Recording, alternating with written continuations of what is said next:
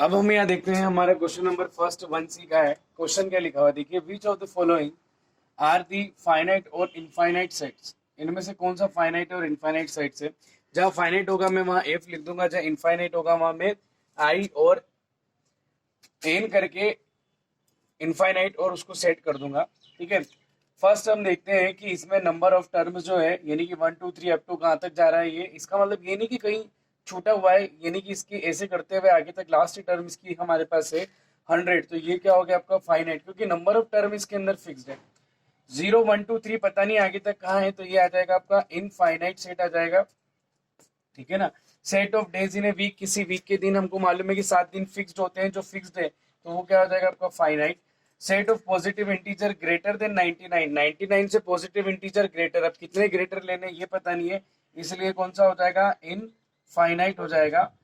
फिर उसके बाद हम देखते हैं set of line joining 2 points, वो सेट्स जो दो क्या करते हैं, set of lines joining 2 points, जो 2 पॉइंट को ज्वाइन करने वाली जो लाइन है उन सभी का जो सेट है। तो आपको मालूम है 2 पॉइंट से होकर केवल और केवल क्या हो सकती है, एक लाइन जा सकती है। इसलिए यहाँ पर जो होगा आपका ये question number set of line joining the 2 points, वापस इसको समझिएगा, set of line joining the 2 points, ये जो होगा फाइनाइट होगा। ये 2 पॉइंट को ज्वाइन करने वाली जो लाइन होगी, क्योंकि हम जानते हैं 2 पॉइंट से केवल और केवल एक लाइन होकर जा सकती है, तो हमको मालूम है यहाँ पर ये जो इसका सेट बनेगा वो आ जाएगा आपका finite. Set of line perpendicular to Y axis, Y axis पर कितनी लाइन, ये इस तरीके से, ये वाई एक्सिस है, ये आपकी एक्स होगी, तो वाई पर ऐसी कितनी लाइन परपेंडिकुलर हो सकती है जो 90 डिग्री का वाई से एंगल बनाएगी। तो बहुत सारी लाइंस हो सकती है, इसलिए ये जो सेट होगा वो क्या हो जाएगा आपका इनफाइनाइट सेट होगा। ठीक है, set of numbers that is infinite, clear है, कितने नंबर्स है पता नहीं है। Set of numbers which are multiple of 7, 7 के मल्टीपल स्टार्ट तो कर सकते हैं लेकिन कहाँ एंड करना, इसलिए ये भी क्या हो जाएगा आपका इनफाइनाइट सेट हो जाएगा। Set of prime positive integer less than 100, fix हो चुका है 100 से लेस, और हमको क्या करना है प्राइम पॉजिटिव इंटीजर्स को इकट्ठा करना है। तो यहाँ पर जो होगा ये सेट हो जाएगा आपका फाइनाइट, क्योंकि 100 से हमको क्या चाहिए, लेस नंबर चाहिए। ठीक है, set of rational number, rational number किसी भी दो नंबर के बीच में बहुत सारे इनफाइनाइटली रेशनल नंबर अपन फाइंड कर सकते हैं, इसलिए जो सेट होगा ये भी कौन सा हो जाएगा आपका इनफाइनाइट सेट हो जाएगा। इस तरीके से ये सारे सेट हमने यहाँ पर लिख ली। 7 के मल्टीपल की अगर अपन बात करें, 7 की टेबल हमको याद है, लेकिन कितने लेना है, कितनी टर्म में आनी है यहाँ पर ये कोई फिक्स्ड नहीं है, इसलिए वो वाला क्वेश्चन नंबर 8 जो है वो आपका कौन सा हो जाएगा, इनफाइनाइट सेट हो जाएगा। अगर अपन बात करें क्वेश्चन नंबर 10 की वापस से, कि set of rational number between 1/2 and 1/3, तो 1/2 और 1/3 किसी भी दो रेशनल नंबर के बीच में इनफाइनाइट रेशनल नंबर फाइंड किए जा सकते हैं, इसलिए वो सेट जो होगा आपका कौन सा इनफाइनाइट हो जाएगा। बाकी तो बहुत इजी है, कोई दिक्कत वाली बात नहीं है। एक फिफ्थ वाला आपको वापस दिक्कत दे सकता है, set of line joining 2 points. हमने क्या कर रखा है, हमने यूक्लिड ज्योमेट्री पढ़ रखी क्लास 9th में, आपको अच्छी तरीके से याद है कि 2 पॉइंट से केवल और केवल एक ही लाइन पास हो सकती है, इसलिए हम on the basis of that उस कॉन्सेप्ट पर हम बात कर रहे हैं। Set of line joining 2 point, तो 2 पॉइंट को केवल एक लाइन ज्वाइन कर सकती है, इसलिए फाइनाइट होगा, क्योंकि 2 पॉइंट को ज्वाइन करने वाली एक ही लाइन है। ठीक है, तो उसके अंदर सेट के अंदर केवल एक ही लाइन आपकी आएगी। तो यहाँ पर अपन बात करिए, हमने क्वेश्चन नंबर फर्स्ट सोल्व कर लिया, अब हम क्वेश्चन नंबर सेकंड की बात करते हैं, 1C का सेकंड। अभी हम देख रहे हैं क्वेश्चन नंबर 2 हमारे सामने है। क्वेश्चन नंबर 2 आपका ये है, विच of the following is empty set, which of the following is an empty set, इनमें से कौन सा एम्प्टी सेट होगा। सबसे पहले आपके पास आता है set of even prime numbers, set of even prime numbers. तो आपको मालूम है क्या कि इवन प्राइम नंबर कौन कौन से हैं। हाँ, हमको मालूम है कि एक ऐसा प्राइम नंबर है जो इवन है, यानी कि कौन सा है वो 2।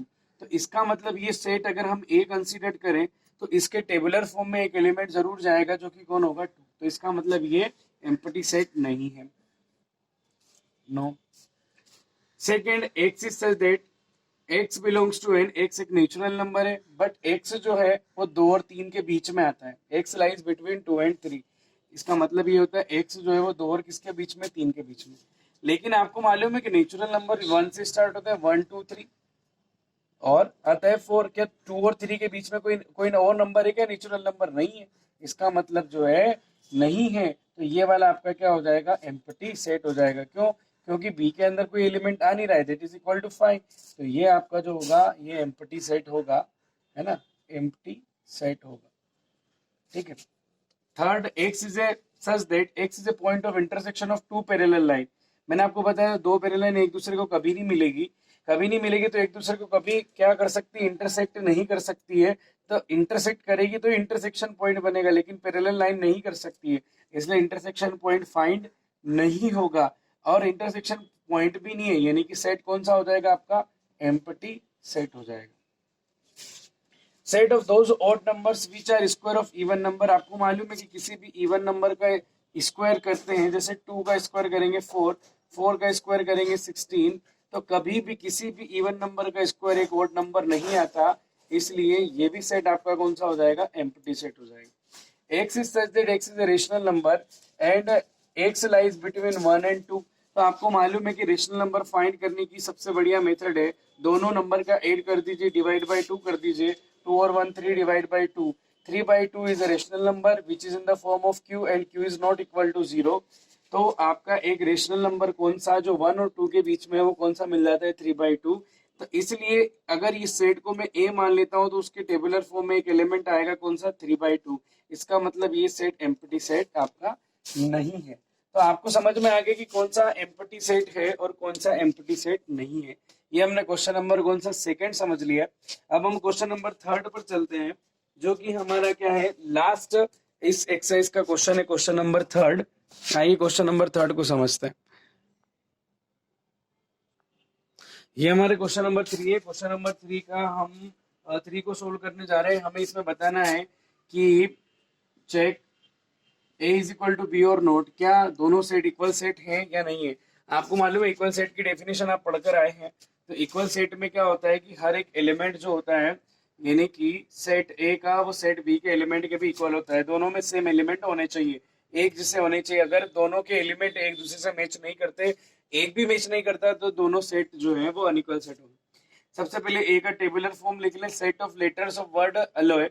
तो आपको अच्छी तरीके से याद है कि जब हम सेट के कोई वर्ड लिखते हैं, इसको यहाँ पर इसने दिया हुआ है, इसके अंदर लेटर आ जाएगा ए एल ओ और वाई। अगर हम जानते हैं कि अगर हम किसी वर्ड के लेटर्स को अगर हम रोस्टर फॉर्म में लिख रहे हैं तो जो रिपीट हो रहा है उसको डबल बार नहीं लिखते। फिर दूसरा आ जाएगा लोयल, एल ओ और ये आपका वाई और ए आ जाएगा, ठीक है। तो आप देख सकते हो एल मिल रहा है, आपका ओ मिल रहा है, आपका वाई मिल रहा है, आपका ए मिल रहा है। तो इन दैट केस ए क्या हो जाएगा, बी के इक्वल हो जाएगा, क्योंकि ए के सारे एलिमेंट आपको बी में और बी के सारे का मिल रहा है आपको ए में मिल रहा है। हम बात करते हैं क्वेश्चन नंबर सेकंड की। ए एक से एक इंटीजर है और ऐसा है कि उस इंटीजर का स्क्वायर करेंगे तो 4 के इक्वल आ सकता है या फिर उससे लेस आएगा। तो आपको अच्छी तरीके से याद है, सबसे पहले अपना -2, -2 का स्क्वायर 4 के इक्वल, लेकिन -1 का करेंगे तो 1 से लेस आएगा, 0 का करेंगे 1 से लेस, 1 का करेंगे स्क्वायर 1 से लेस, 2 का करेंगे 2 से, 2 का स्क्वायर 4 के इक्वल आ जाएगा। तो ए के एलिमेंट -2 -1 0 1 2 आ गए। बी के एलिमेंट आपको याद है, इस इक्वेशन को हम क्या कर लेते हैं, सोल्व कर लेते हैं। X square -3x + 2 = 0, x square -2x और ये हो जाएगा -x + 2 = 0। कॉमन ले लेंगे, x -2 आ जाएगा, -1 कॉमन आ जाएगा, x -2 = 0, x -2 और x -1 एक फैक्टर बन गया, तो x = 2 आ जाएगा और x = 1, इसके अंदर आ जाएगा 2 और 1। तो यहाँ पर हम देख रहे हैं कि b के एलिमेंट सारे, b के दोनों एलिमेंट इसमें है लेकिन a के सारे एलिमेंट इसमें नहीं है, तो यहाँ a is not equal to b, यानी दोनों क्या हो जाएंगे, अनइक्वल सेट हो जाएंगे।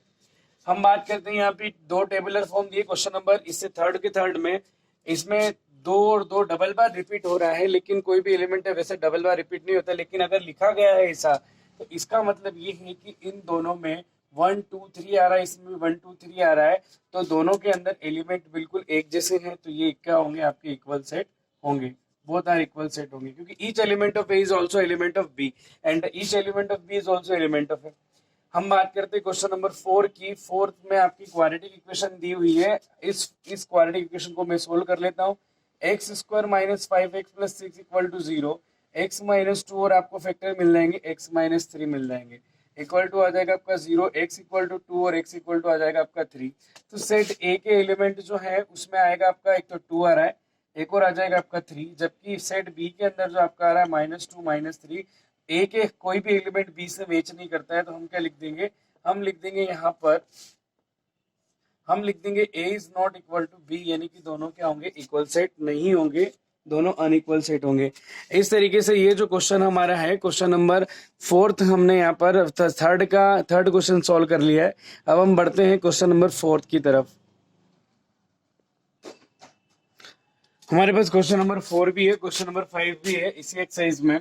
सॉरी, यहाँ पर क्वेश्चन नंबर 4 हम देखते हैं। सबसे पहले, which of the following is an empty set, इन दोनों में से कौन सा एम्प्टी सेट रिप्रेजेंट करता है। अब इसका मतलब समझिए आप, ये जो हमारा सेट ए है, इसमें कहा गया x is such that x is not equal to x, यानी कि उसका कहना है कि कोई भी नंबर आप लो और कोई भी नंबर अपने खुद के इक्वल नहीं हो सकता, यानी कहना है कि 1 इज नॉट इक्वल टू 1, ऐसा कभी हो सकता है, नहीं हो सकता। इसलिए ए जो होगा आपका क्या हो जाएगा, एक एम्प्टी सेट होगा।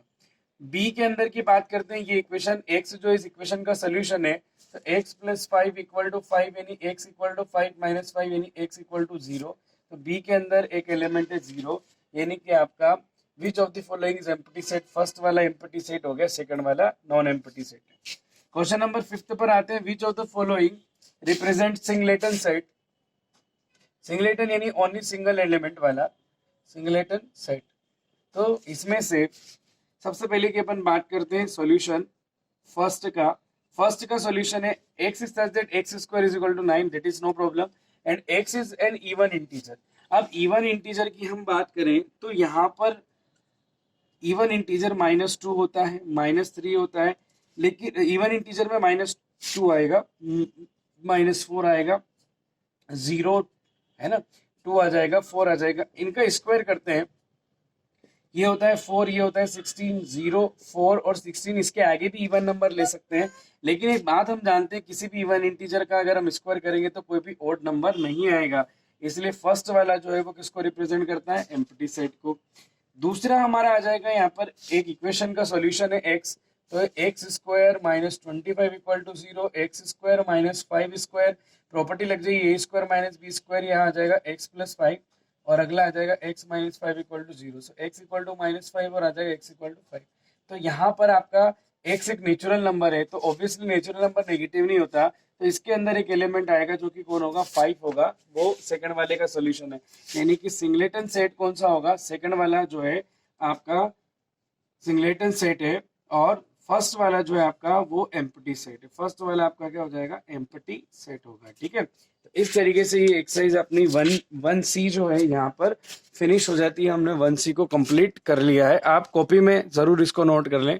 साथ ही साथ चैनल को सब्सक्राइब कर दें, इसलिए सब्सक्राइब करें क्योंकि सब्सक्राइब की हमें कोई लालच नहीं है, लेकिन आपको कोई भी जो वीडियो है वो टाइम टू टाइम अपडेट मिलता रहे, इसके लिए आप सब्सक्राइब करें और लाइक करें। Thank you.